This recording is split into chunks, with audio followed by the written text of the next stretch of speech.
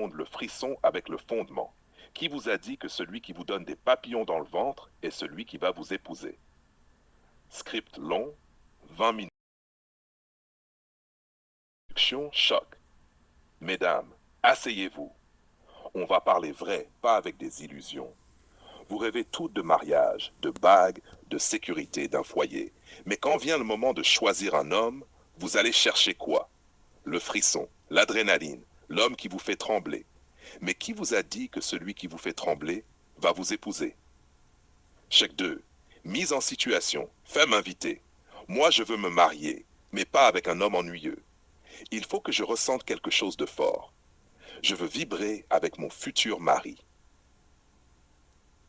Voilà le problème. Vous voulez à la fois le feu d'artifice et la maison solide.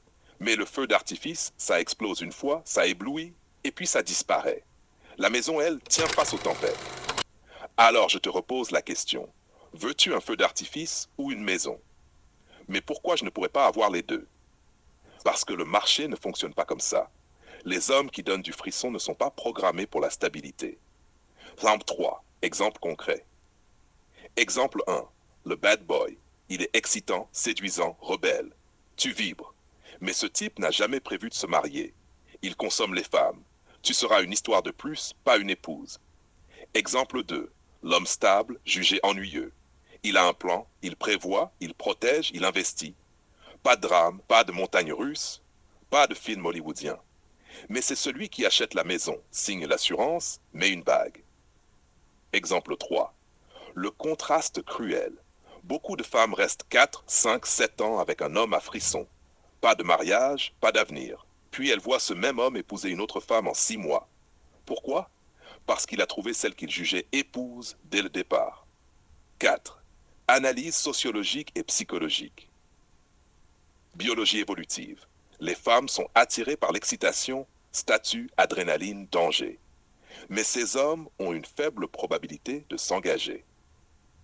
Sociologie moderne, les femmes veulent tout, la passion et la stabilité. Mais elles finissent souvent par gaspiller leurs années fertiles avec des hommes qui ne bâtissent rien. Statistique, étude du National Marriage Project. Plus une femme cohabite longtemps sans engagement officiel, moins les chances de mariage augmentent. Les hommes savent dans les 6 à 12 mois si une femme est épousable. 5. Confrontation directe. Tu veux du frisson?